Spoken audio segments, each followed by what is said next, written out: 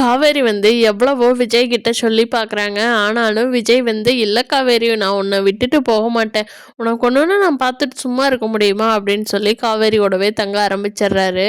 சாரதாவுக்கு தெரியாமல் விஜயை பார்த்துக்கிறதுக்கு காவேரி ரொம்ப போராடிட்டு தான் இருக்காங்க. ஹவுஸ் ஓனர் மாமி வந்து எப்பவும் இல்லாததா இப்போ வந்து காவேரி உடம்பு நல்லா பார்த்துக்கோ சரியா, வேலைக்கு சாப்பிடு, உடம்பு சரியில்லை அப்படின்னு சொல்லி சாப்பிடாம இருந்துக்காத, சீக்கிரமாக அம்மா இறங்காது சரியா, நல்லா சாப்பிட்டு தெம்பா இருந்தீங்கன்னா தான் சீக்கிரமாக அம்மா இறங்கு அப்படின்னு சொல்லி காவேரியை ரொம்ப அக்கறையாக பார்த்துட்டு போகிறாங்க. குமரன் வந்து கடையில் ரொம்ப நேரம் வரைக்கும் தைச்சிட்டு நைட் லேட் ஆகி வர்றாங்க. அப்போ கங்கா இருந்துட்டு, ஏங்க இவ்வளோ நேரம் ஸ்டிச் பண்ண வேண்டியது இருந்ததா அப்படின்னு சொல்லி கேட்குறாங்க. அதுக்கு குமரன், ஆமாம் கங்கா, அவன் எல்லாம் ஒரு நிமிஷத்தில் பண்ணிட்டு போயிட்டான், அதை ரெடி பண்ணுறக்குள்ளே நான் படுற பாடு இருக்கே அப்படின்னு சொல்லி குமரன் வந்து கடையை நினச்சி தான் இன்னும் புலம்பிகிட்டு இருக்காங்க.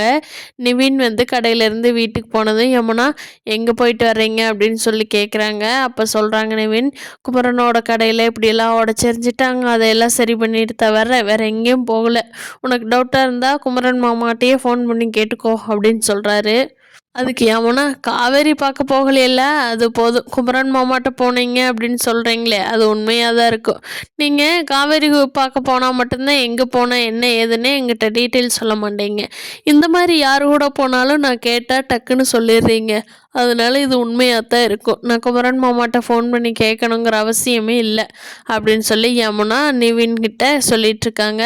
அதை கேட்ட நிவின் வந்து, உனக்கு கூடிய சீக்கிரமே உன்னோட டவுட்டெல்லாம் கிளியர் ஆகும் பாரு, நீ இப்படி சந்தேகப்படாத யமுனா அப்படின்னு சொல்லி நிவின் பொறுமையாக பதில் சொல்கிறாங்க. அதுக்கு யமுனா, எப்போ எந்த கொஸ்டின் கேட்டாலும் அப்புறம் அதுக்கு ஒரு காரணம் அப்படின்னு சொல்லிகிட்ருக்கீங்க, எப்போ எனக்கு டவுட்டு கிளியர் ஆகும், எப்போ என்ன ஆகும் அப்படின்னு சொல்லி கேட்டுட்ருக்காங்க. நிவின், சரி இன்னைக்கு போனது நம்பரே இல்லை, அதை விட்டுரு, வேறு வேலையை போய் பார்க்கலாம், போய் படித்து ஒரு நல்ல வேலைக்கு போகிற வழியை பார் சரியா அப்படின்னு சொல்லிட்டு வெள்ளிக்கிழமை போயிடுறாங்க நிவின். நிவினும் குமரனும் ஒருத்தருக்கு ஒருத்தர் ஆதரவாக இருக்கிறது வந்து ரொம்ப சப்போர்ட்டிவாக இருக்குது.